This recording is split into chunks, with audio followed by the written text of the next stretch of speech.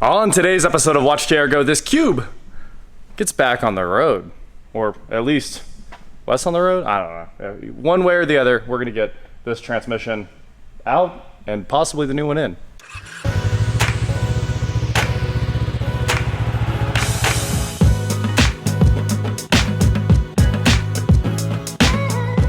What is going on, guys? I am Watch JR Go, and today I'm here with my 2009 Nissan Cube. And in the last episode, we basically finished fixing everything I had left on the car, all the small stuff, except for the windshield and the transmission. Now, I have a new transmission here from LKQ, a new used transmission, as you would expect, because they're pretty expensive for these CVTs. So the game plan today is to get the old transmission out. It's hiding under the battery here, which is hilarious because the battery box on this car is like 2x4s that may be laying on the transmission.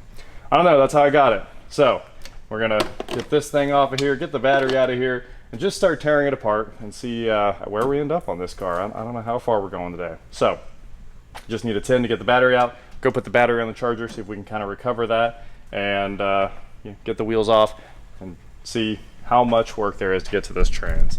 If you look right there, you can see where the cases separate. Right there where that light's shining down there. So it's a very compact unit. The engine ends right about here, transmission ends right about here.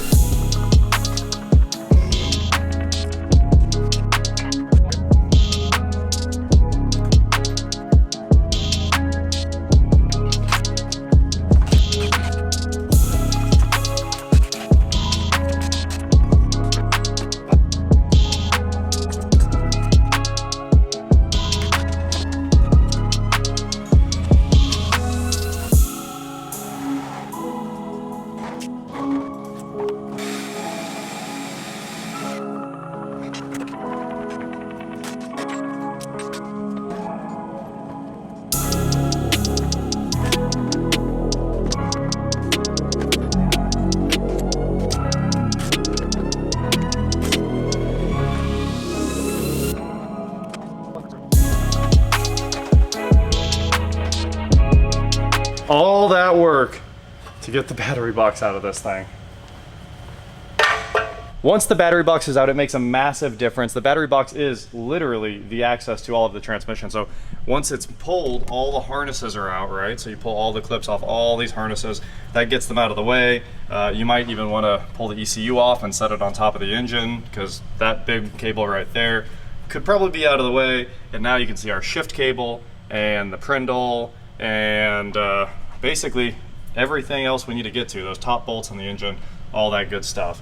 It's just covered up by that battery box. So also that's obviously the transmission mount itself right there. So pretty good progress so far, just battery box intake and the battery box shelf. That's how much we pulled off so far. Jared's pulling the bottom bolts out of it. That's pretty funny. There you go. Oh, back it up with the old sometimes adjustable wrench. I got a bigger one, don't worry. Works it. Boom. Now that those two bolts are out, we can lay the caliper and hub assembly over, which will let us pull the axles out of the transmission. Should make our lives very easy. The passenger side is an intermediate shaft though, so it's a little bit different. Lots of progress so far. Lots of progress that's really hard to see. Basically the starter came out and then we pulled all the bolts out of the torque converter. That took a long time. They're 14s and you'll probably need somebody to counter hold the engine and then, you know, roll it up and you can break them loose. Getting them back in might be a little bit worse. But all the connectors are off, the shift linkage is off. Honestly, all that stuff's pretty self-explanatory.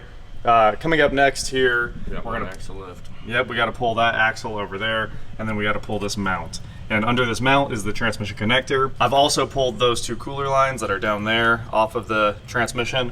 Kind of hard to see, but there's just two of them. They go to this water to transmission fluid cooler. That thing, don't break it loose, just pull it off the transmission. That's probably the move. And there's the main connector for the transmission kind of right down through that hole, and a couple speed sensors. So that's it. There's not too much connected to this thing. We have all the bell housing bolts out finally, and as you can see, there's like the front main on the transmission, or the input seal on that transmission is junk. And it's causing all of our problems here. It just started puking out as soon as we loosened the bolts in the bell housing. So, you ready to go up? Oh yeah, there's a switch, right? Yeah. Get these switches. There we go. Yeah, it looks pretty good. It is picking the engine, unfortunately, but I think you got too much angle. Yeah, well, come on up. Okay, going up. We're using our magical new transmission jack. So that has air power. Yeah, Okay, come on up. hold on. It's gonna hit the frame. Yeah, listen. There you go. I'm not gonna do as much. There. Okay, up. Ah, we're all the way up. Oh. We gotta go to stage 2. Moving to stage 2. Ah, this is beautiful. Alright, hit that angle. Ah, what a sweet. This thing rocks. Yeah. Kinda lets us grab the pan. Yeah, there you go. Man, that's cool. Alright. The unfortunate thing is we can't strap it down. No, but Okay, so I'm ready to go up there, and then yeah, I think everything's clear.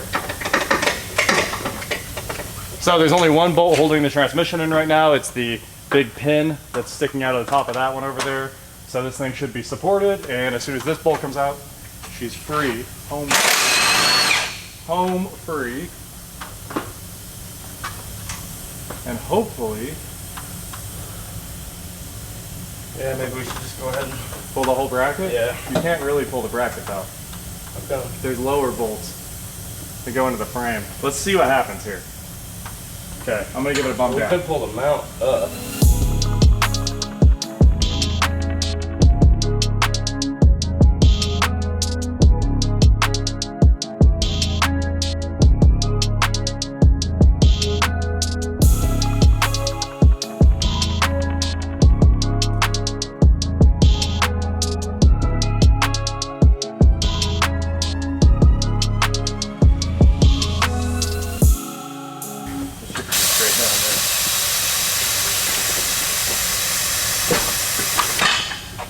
Hold on, I gotta come forward.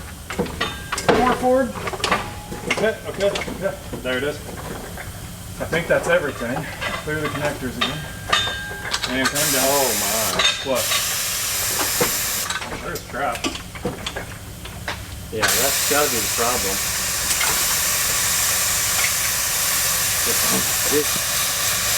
We got it! Man, that jack is epic once you get going.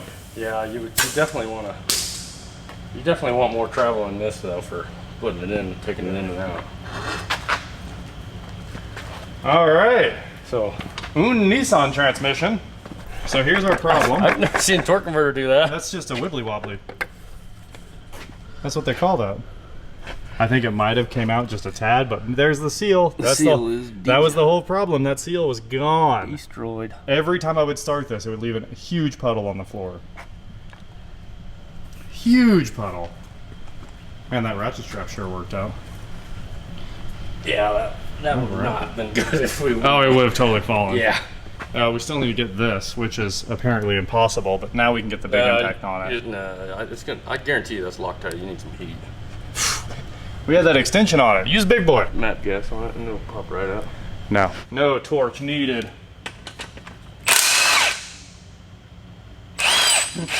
Okay, we did try that with this impact for like 5 minutes. It Yeah. did not move.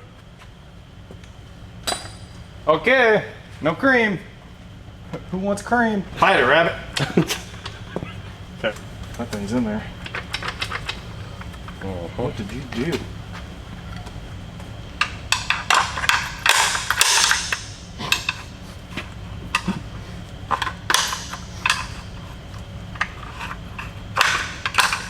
No wonder the ratchet strap works so well. It's permanent. All right, are we all the way down? Going for Yeah. this? Go.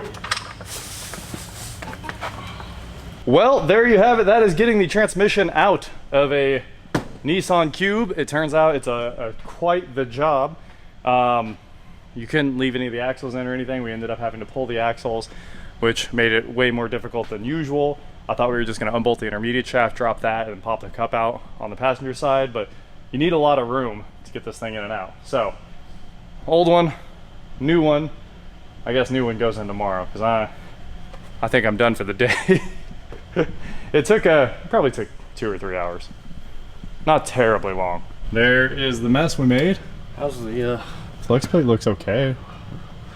no oil back here? So. Nope. So I thought I was gonna have to put a rear main in it too. That's awesome. It really was a bad pump seal. Pump seal. It's just pouring oil out. Pouring oil. Only 4 electrical connectors and 2 banjo bolts for the trans cooler. It's really not the worst thing. Just packed tight. It is packed tight. They made sure everything had to come out before the transmission could move.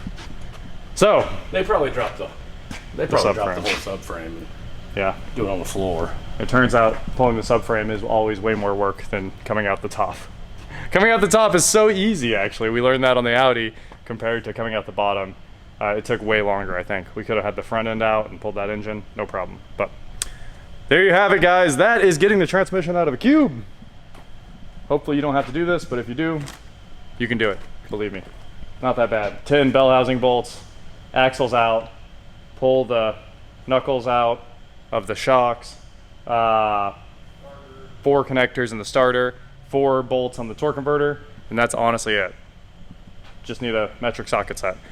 Oh, and everything is over tightened to a degree that you've never seen in your entire life. Like on any other car, you'd be able to do this stuff by hand. On this thing, everything needed a pipe. Maybe the comments can tell us why there's 2 studs in this torque converter that are not used. I think they're just locating studs. Maybe it's used in multiple vehicles or something. Maybe it is. It is. It would be in like every Nissan, huh? But just so you know, every bolt is over tightened to the point that the big impact will not take them out if it has any extension at all. It's crazy. So that is it for today, guys. Thank you so much for watching. Don't forget to head on over to shop, watchjrgo.com, where you get cool shirts, not like this. And please like, share, subscribe, do whatever you want to do. And I will talk to you next time. Cube! One more day and you're back on the road. Out of my life. I got something for you.